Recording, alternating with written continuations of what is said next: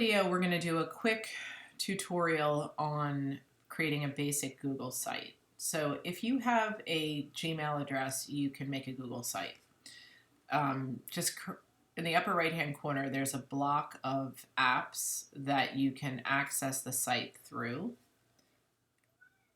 And when you come here, you'll see that in the left hand side, there's an option to go to new Google Sites. If you have a .edu address, this is accessible to you. It may be rolling out for non-edu addresses as well, but you definitely have it with your RISD email. So if we click on new Google Sites, it's less buggy and has more options, so it's the way to go. In order to create my first site, I'm going to hit the plus sign down here, but I can have many sites, and if I had other sites, they would be listed here. So I'm going to hit the plus sign here. And I'm going to have a default setting with one of the themes that are preset for the Google Sites. So I'm going to give you a quick tour of the layout. Obviously, this is my site, and there's a header here with a title embedded on top of it. I can change the background image, I can change the type here, and I can change the font options in a very limited way. I'm going to show you how now by going over to themes, where there are preset themes, and I can change the tint of the page. I can pick one of the preset colors, or I can use the color picker to pick my own color. I can change the font style to something slightly different.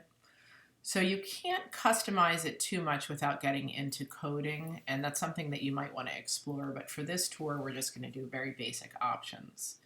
So each one of these themes has a slightly different look.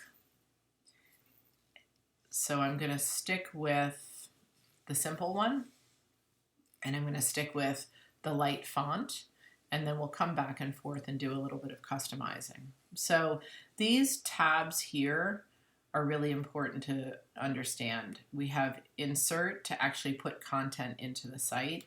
We have pages to add pages to your website. So you start with a home page and then work out from there. And then you have the themes tab. So obviously the most information is on your insert because this is where you put your content. You can also hover over any box on the page and make certain changes. On the left-hand side, there'll be options like delete and duplicate as necessary. And then hovering over it, you'll see things like change image or change the header type. Changing the header type looks like this. Right now, it's defaulting to a large banner, but if I change it to a cover, it means that somebody comes to my website, they just see an image and possibly a title on top of it. I'll go back to a large banner. If you want to change the image behind it, you can click here and either select an image from the preset Google Images, which is not something we would usually do, or upload your own image. So in this case, I've grabbed a few images from the Met Museum site just to show you different options. And if I click on one of them, it'll go into the background here. So this is not my image, so I'm not going to steal it, but it's a good example of an orientation that fits well into that header type. What happened when it grayed out was in the lower right-hand corner, there's this readability adjustment that Google defaults to. It assumes that you want to gray out the header so that you can see the title.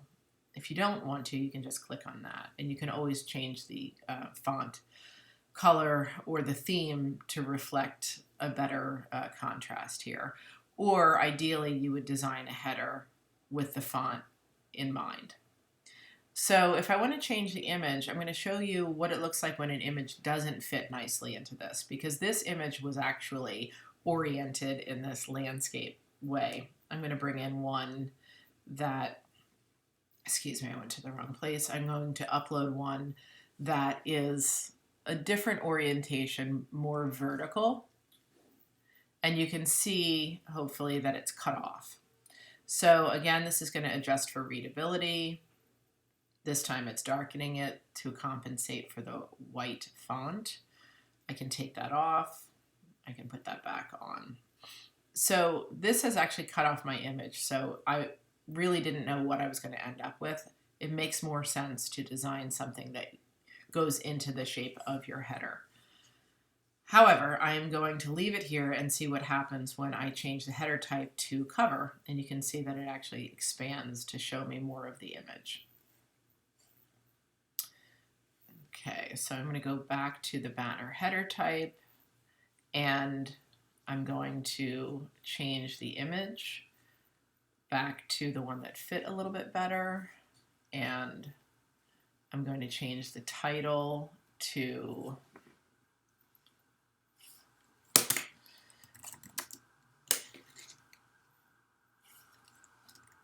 test site, just so you can see what it looks like. So I've changed the title to test site, and now I can also do things like bold the text or italicize the text. I can change the scale of the text.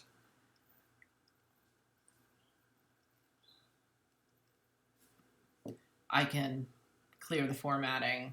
I can insert a link here. Why would I want to insert a link? Well, maybe I have a header that is a cover page and I want to link into the rest of the website, or I want to link to another site for some reason. So that's possible here. And you can also delete this. You can also delete it over here on the left-hand side. So I'm going to leave it alone for now and going to go through a few other options. If I want to put content into the front page of my website, the way to do that would be to either click on insert text, image, embed a link, or upload something from the drive. So let's see what happens when I say image, upload, and I'll bring in this image. So this is allowing me to just place a image, and if you watch what happens as I start to move it around, you can show the divider lines, the vertical lines that will snap to so it's centered or there's spacing potential. I can also add text, and in this case I might want to make the text box smaller so that I can move, I was going to move it, but it's not working. There we go. Move it over and say, nice design. If I want to center that under, I can change the alignment and then customize it like that. If I really want to customize the whole site, that's the way to go in terms of placement, because I can put different boxes of different sizes, different images. If I want to work with a preset, that is also quite easy. So I'm going to delete this information out, delete that section, delete that section. I'm going to click on one of these preset layouts. So here I'm able to just use a preset and then everything's lined up perfectly. There's room for text. I can get rid of that text if I want to by editing it, but for now I'm going to leave it, and I'm actually going to just pull up from the desktop. I'm going to upload certain files. So I'm going to bring in these files that I swiped from the Met Museum site and bring in a few images. Okay, so I have 3 different images here. I can bring in, just going to copy and paste some random text from another website. Bring that in here. I can click here and get rid of that extra subtitle if I want to. And it looks pretty good. The only problem is that it's not showing the full height of each design. So if I wanted to show the full height of the design, I would have to actually change the size of the image box. And you can see how these guides are very helpful in resizing so that I can keep the alignment but expand the height.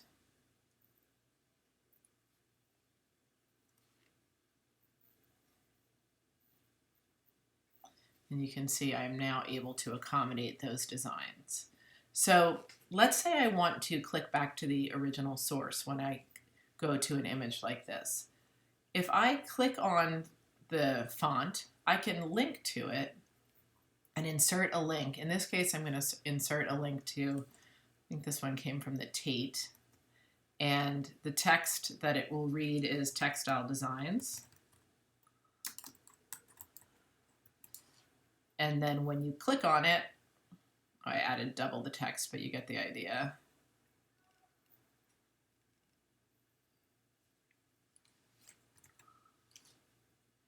When you click on it, you would be brought to the original site, which is a nice way of noting where things came from. So that is a very basic understanding of how these layout tools work within adding text manually, and I can do that down here so that you can see it. I'm going to add an image down here after I delete this one. So I'm going to add an image here. Upload, bring this in, it aligns it over to the left. I can move it over to the middle if I want to. I can also upload another image.